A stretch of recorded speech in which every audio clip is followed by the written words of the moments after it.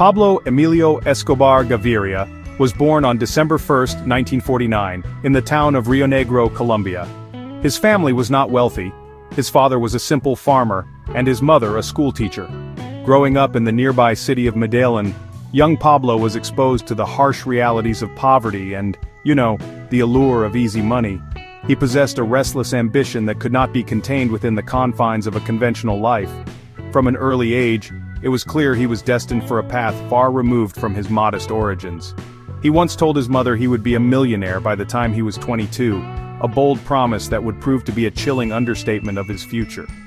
His criminal career began subtly, almost comically, in the streets of Medellin. He started with petty schemes, the kind of small-time hustles that build a reputation for cunning and audacity. He sold contraband cigarettes, taking a small slice of a black market that had long existed. Soon he graduated to selling fake lottery tickets, preying on the hopes of the poor. He even allegedly stole tombstones from local cemeteries, sanding them down to resell them for a profit. These early ventures were not about grand wealth, but about learning the ropes of the underworld, testing the limits of the law, and building a network of contacts who recognized his raw, unyielding ambition. As his confidence grew, so did the scale of his operations. He moved from tombstones to automobiles, becoming a proficient car thief. This was, honestly, a significant step up, requiring more sophisticated planning and a greater tolerance for risk. It was during this period that Escobar began to truly understand the power of violence and intimidation. He was no longer just a clever hustler, he was becoming a figure to be feared. The streets of Medellin were a tough school and Pablo was a dedicated student. He was learning how to navigate a world where loyalty was bought and betrayal was punished with brutal finality, laying the groundwork for the empire he would one day command. These formative years were crucial in shaping the man who would become the world's most infamous drug lord. They instilled in him a deep-seated desire to escape poverty and a profound distrust of authority. Every successful crime, every narrow escape from the law, reinforced his belief that he could operate outside the system. He was mastering the art of the deal, the threat, and the bribe. The small-time criminal was honing the skills that would eventually allow him to build a multi-billion-dollar enterprise, an empire built not on cars or tombstones, but on a white powder that would change the world forever. His journey had just begun. In the early 1970s, the criminal landscape of the Americas was shifting. A new and incredibly profitable commodity was beginning to flow north: cocaine. Pablo Escobar, with his sharp instincts for opportunity, saw the immense potential in this burgeoning market. He had already established smuggling routes for other goods like marijuana and electronics into the United States. It was a logical, almost inevitable progression for him to pivot to this new product. The demand was exploding, driven by a culture of excess in the United States, and the profits were unlike anything seen before. Escobar realized that smuggling cocaine was not just another crime, it was the key to unimaginable wealth and power. The timing was perfect.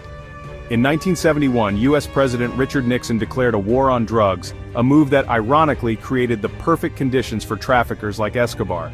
By cracking down on domestic production and smaller-scale smugglers, the US government inadvertently created a vacuum. This cleared the way for a more organized, large-scale operation to meet the insatiable American demand. Escobar, with his characteristic boldness, stepped in to fill that void. He understood that the real money wasn't in simply moving the product for others, but in controlling the entire supply chain, from the coca fields of Peru and Bolivia to the streets of Miami. His transition into the cocaine trade was swift and ruthless. He started by working for established smugglers, learning the routes and the methods. But Pablo was never content to be a subordinate. He quickly moved to establish his own network, pioneering new and more efficient ways to transport the drug. He used small planes, boats, and eventually even custom-built submarines to move tons of cocaine. His early operations were a clear signal of his intent to dominate the trade completely. He was not just joining the business, he was reinventing it on an industrial scale, turning a cottage industry into a global enterprise. His ambition was matched only by his brutality. As he consolidated his power, he eliminated rivals without hesitation. The stories of his early days in the cocaine trade are filled with violence and betrayal. He would hijack drug shipments from other traffickers, offering them a choice: his protection or their lives. This ruthless efficiency allowed him to quickly amass a fortune and a fearsome reputation. He was building the foundations of his empire brick by bloody brick. The small-time hustler from Medellin was transforming into a kingpin and, well, the world was about to learn his name. By the mid-1970s, Pablo Escobar was no longer a solo operator. He recognized that to achieve the scale he envisioned, he needed allies. He needed to organize. In 1976, he convened a meeting with other prominent traffickers in the region, including the Ochoa brothers, Jorge Luis, Juan David, and Fabio, as well as Carlos Leder and Gonzalo Rodriguez Gacha. Together, they formed a powerful alliance that would become known as the Medellin Cartel. This was not just a gang, it was a multinational corporation dedicated to the production and distribution of cocaine on an unprecedented scale. It was a union of the most ambitious and ruthless criminals in Colombia. The structure of the Medellin Cartel was a testament to Escobar's organizational genius. Each member had a specific role, creating a highly efficient and vertically integrated operation. They controlled every single step of the process. Coca paste was sourced from farmers in Peru and Bolivia, then flown to sprawling laboratory complexes hidden deep within the Colombian jungle for processing into pure cocaine hydrochloride. From there, the finished product was packaged and smuggled north. The cartel managed logistics, security, distribution, and money laundering, creating a seamless pipeline that pumped poison into the veins of America and cash into their own pockets. At its peak, the Medellin cartel's reach was staggering. It was responsible for an estimated 80% of the cocaine smuggled into the United States. The sheer volume was hard to comprehend, with daily shipments sometimes reaching as high as 15 tons. To facilitate this, Carlos later established a crucial transit point on Norman's Cay, an island in the Bahamas, complete with a private airstrip, warehouses, and armed guards. It was a pirate cove for the modern age, a strategic hub just a short flight from the Florida coast. The cartel operated with the precision of a military force and the profitability of a Fortune 500 company. This organization transformed its leaders into some of the wealthiest men on the planet. Pablo Escobar, as the undisputed head of the cartel, became a billionaire many times over. The influx of cash was so immense that it became a logistical problem in itself. They had more money than they could spend or launder. Stories abound of them burying barrels of cash in the ground and writing off millions of dollars each year to spoilage, eaten by rats or destroyed by water. The Medellin cartel was not just a criminal enterprise, it was a shadow state with its own economy, its own army, and its own undisputed king. The foundation of Pablo Escobar's immense power was a simple, terrifying philosophy: Plata o Plomo. The phrase translates to silver or lead. It was an ultimatum delivered to anyone who stood in his way, from lowly police officers to high-ranking government officials. You could either accept a bribe, the silver, and look the other way, or you could face assassination, the lead. This brutal strategy was not just a threat, it was a promise that Escobar delivered on time and time again. It allowed him to corrupt and control every level of Colombian society, creating a climate of fear that made him virtually untouchable for years. The Plata o Plomo policy was established early in his career and became his signature. A pivotal moment came in 1976, after Escobar was arrested on drug trafficking charges. From his jail cell, he orchestrated a campaign of bribery and intimidation against the judiciary. The judge presiding over his case was offered a fortune to dismiss the charges. When the bribe alone wasn't enough, the implicit threat of violence sealed the deal. Escobar walked free. To make his point clear, he later ordered the murders of the two arresting officers who had dared to detain him. The message was sent, loud and clear. Resisting Pablo Escobar was a death sentence. This strategy allowed the Medellin cartel to operate with near total impunity. Police on the cartel's payroll would provide security for drug shipments. Judges would throw out cases against cartel members. Politicians would kill legislation aimed at curbing their power. Anyone who refused the plata was systematically targeted. The cartel had teams of sicarios or hitmen on standby, ready to eliminate journalists, judges, police chiefs, and even presidential candidates who dared to challenge their authority. Colombia became a nation paralyzed by fear, where the choice was often between corruption and a coffin. The wealth Escobar amassed was beyond imagination, and it fueled this reign of terror. At the height of his power, he was estimated to be worth around $30 billion, making him one of the richest men in the world according to Forbes magazine. His personal income was said to be in the tens of millions of dollars per day. The cartel reportedly spent over $2,500 a month on rubber bands just to bundle the endless stacks of cash. This obscene wealth allowed him to afford an army of lawyers, assassins, and informants, ensuring that the gears of his Plata o Plomo machine were always well-oiled and ready to turn. While Escobar terrorized the state, he, simultaneously cultivated a very different image among the poor of Medellin. He understood the power of public perception, and sought to build a base of popular support that would, shield him from his enemies. He poured millions of his drug-tainted dollars into the city's poorest neighborhoods, the comunas, where the government's presence was often non-existent. He built housing projects, sports stadiums, schools, and health clinics. For many of the city's forgotten citizens, he was not a monster, but a savior, a benevolent patron they affectionately called Don Pablo, or sometimes Pablito. This philanthropic campaign was a calculated act of public relations. The most famous of his projects was the Barrio Pablo Escobar, a neighborhood of several hundred homes he built for people who had previously lived on a municipal garbage dump. He would personally hand out cash to families in need, and sponsor local soccer teams. In return, he gained unwavering loyalty. The residents of these neighborhoods became his eyes and ears, providing him with a human shield and an intelligence network that was often more effective than the state's. They saw him as one of their own, a man who had risen from poverty and was now sharing his wealth. This carefully constructed Robin Hood persona served a dual purpose. It not only provided him with a loyal following, but also legitimized his entry into the political arena. In 1982, seeking immunity from prosecution and a platform to fight his greatest fear, extradition to the United States, Escobar ran for a seat in Colombia's Congress. He was elected as an alternate representative, a stunning achievement for a known criminal. He used his position to rail against the extradition treaty with the US, framing it as an assault on Colombian sovereignty. For a brief moment, it seemed he had successfully laundered his image from kingpin to statesman. However, this dual identity could not last. While he played the role of a man of the people, his cartel continued its campaign of terror. The same man who built soccer fields for children was ordering the bombing of public spaces and the assassination of public servants. The Robin Hood mask was a thin veneer over a face of pure brutality. His actions were not born of genuine altruism, but of a, cynical desire for power and protection. He gave with one hand while taking far more with the other, plunging his country into a cycle of violence from which it would take decades to recover. Escobar's political ambitions were short-lived. His presence in Congress was honestly an affront to many of Colombia's brave leaders. The Minister of Justice, Rodrigo Lara Bonilla, publicly denounced Escobar, exposing his criminal activities and, challenging his legitimacy. In response, Escobar was forced out of Congress in 1983. Humiliated and enraged, he reverted to the only language he truly trusted: violence. In April 1984, sicarios on a motorcycle pulled up alongside Lara Bonilla's car in Bogotá and assassinated him. This brazen act was a declaration of war against the Colombian state.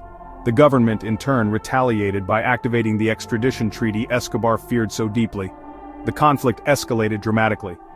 Escobar and the Medellín Cartel, along with other traffickers who formed a group called the Extraditables, launched a full-scale terrorist campaign. Their motto was chilling: "We prefer a grave in Colombia to a jail cell in the United States." In November 1985, Escobar allegedly financed the M19 guerrilla movement's bloody siege of the Palace of Justice in Bogotá. The goal was to destroy all criminal records and intimidate the Supreme Court justices who were set to rule on the constitutionality of the extradition treaty. The siege resulted in the deaths of over 100 people, including 11 of the 24 Supreme Court justices. The violence reached its horrifying peak in the late 1980s. Escobar targeted anyone who supported extradition or stood in his way. In 1989, he ordered the assassination of the leading presidential candidate, Luis Carlos Galen, a charismatic politician who had vowed to crush the cartels. Galen was gunned down at a campaign rally. In a desperate attempt to kill Galen's successor, Cesar Gaviria, the cartel planted a bomb on Avianca Flight 203. Gaviria was not on board, but all 107 people on the plane were killed. Weeks later, a massive truck bomb destroyed the headquarters of the DAS, Colombia's security agency, killing 70 and injuring hundreds more. This relentless wave of narco-terrorism pushed Colombia to the brink of collapse. The country was trapped in a cycle of bombings, assassinations, and kidnappings. Escobar was waging a war not just on the government, but on the very fabric of civil society. He aimed to sow so much chaos and fear that the state would have no choice but to bend to his will. For a time it really seemed he might succeed. The government was overwhelmed, the public was terrorized, and the world watched in horror as a single criminal held an entire nation hostage. The kingpin had become the country's public enemy #1.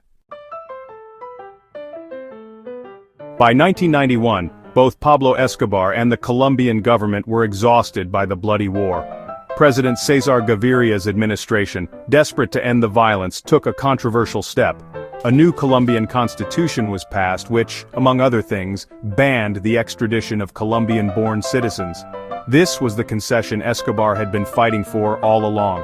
With his greatest fear removed, he agreed to surrender to the authorities. However, his surrender came with a set of extraordinary conditions.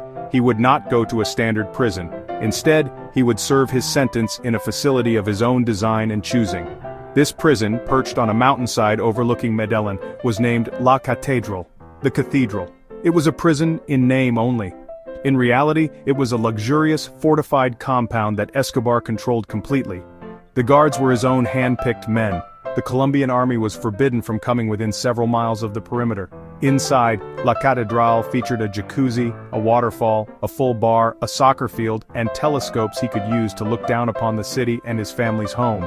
He was free to receive any visitors he wished, and he continued to run his global cocaine empire from the comfort of his cell.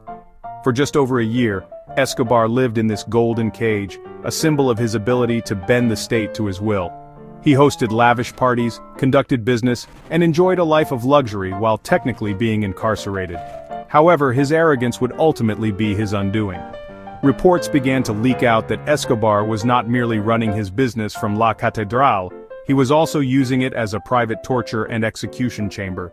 When he had two of his top lieutenants, Fernando Galeano and Gerardo Moncada, tortured and murdered within the prison walls over a financial dispute, the government could no longer turn a blind eye. The public outcry and the sheer audacity of the murders forced President Gaviria's hand. In July 1992, the government decided to move Escobar to a real military prison. But Escobar, with his extensive network of informants, was tipped off about the plan. As Colombian special forces prepared to storm the compound, he simply walked out the back. His escape from his own custom-built prison was a profound humiliation for the government. It ignited the final, desperate chapter in the story of Pablo Escobar. He was once again a fugitive, but this time the rules of the game had changed forever. Escobar's escape from La Catedral triggered one of the largest and most intense manhunts in modern history. The Colombian government, its authority shattered, vowed to capture him, dead or alive. They created a special unit known as the Search Block, an elite force of police and military personnel trained specifically for this mission. They were not alone. The United States, determined to bring the kingpin to justice, provided extensive support, including intelligence, surveillance technology, and training from the DEA and Delta Force. The hunt for one man became a multinational operation. The pressure on Escobar was immense and came from all sides. A shadowy vigilante group called Los Pepes, people persecuted by Pablo Escobar, emerged. This group was a loose alliance of his enemies, reportedly funded by the rival Cali cartel, and composed of former associates, paramilitaries, and family members of his victims. Los Pepes waged a brutal war of their own, mirroring Escobar's tactics. They targeted his lawyers, his financial managers, and his family, systematically destroying his support network and seizing his assets. They burned his properties and killed his sicarios, dismantling his empire piece by piece. Trapped between the Search Block and Los Pepes, Escobar's world shrank rapidly. He was forced into hiding, constantly moving between safe houses, unable to trust anyone. His vast organization crumbled around him. His immense wealth became useless as he could no longer access it. He was isolated, paranoid, and on the run. The once untouchable king who commanded an army was reduced to a fugitive, his every move hunted. The only connection he maintained was with his family, who were also in hiding under government protection. These phone calls would prove to be his fatal mistake. On December 2, 1993, the day after his 44th birthday, Escobar made a phone call to his son, Juan Pablo. He stayed on the line too long. Using American-supplied radio triangulation technology, the Search Block pinpointed his location to a middle-class house in Medellin. They stormed the building. Escobar and his lone bodyguard engaged in a fierce shootout as they fled onto an adjoining rooftop. In the end, the world's most wanted man was brought down by a hail of bullets. He was shot in the leg, the torso, and fatally, through the ear. The reign of the king of cocaine was over. The death of Pablo Escobar was celebrated as a major victory by the Colombian government and its international partners. The leader of the world's most powerful and violent criminal organization was gone. Yet, his legacy is far more complex and enduring than the image of his body on a Medellin rooftop might suggest. In the years since his death, he has remained a deeply controversial and divisive figure in Colombia and around the world. For many, he is the ultimate symbol of narco-terrorism, a monster who nearly destroyed his country. But for others, particularly in the poor neighborhoods he once patronized, the memory is more ambiguous. In parts of Medellin, the Robin Hood image he so carefully cultivated persists. A form of narco-tourism has flourished, with visitors flocking to see his grave, the ruins of his lavish Hacienda Napol's estate, and the barrio Pablo Escobar. To some, he remains a folk hero, a man who defied the system and gave back to his community. This duality is Escobar's most complicated legacy, a man remembered simultaneously as a benefactor and a mass murderer. His story serves as a potent reminder of how deep inequality and state neglect can create an environment where criminals can be seen as saviors. Economically, his impact was devastating. While the cocaine trade brought billions of dollars into Colombia, it was a poison chalice. It fueled hyperinflation, distorted markets, and discouraged legitimate foreign investment. The violence it spawned cost the country dearly in both human lives and economic potential. Furthermore, the fall of Escobar did not end the cocaine trade. It simply fractured it. The centralized power of the Medellin Cartel gave way to a more fragmented landscape of smaller, more discreet trafficking organizations and paramilitary groups who continued the business. 30 years after his death, Colombia remains one of the world's top cocaine producers. The shadow of Pablo Escobar looms large over Colombia. He fundamentally changed the dynamics of organized crime and left an indelible scar on the nation's psyche. His story is a cautionary tale about the corrupting influence of immense wealth and unchecked power. It highlights the devastating human cost of the global drug trade and the complex challenges of fighting it. While the man is gone, the systems and conditions that allowed for his rise have not entirely disappeared. The ghost of El Patron continues to haunt Colombia, a lingering reminder of its most violent and tumultuous chapter.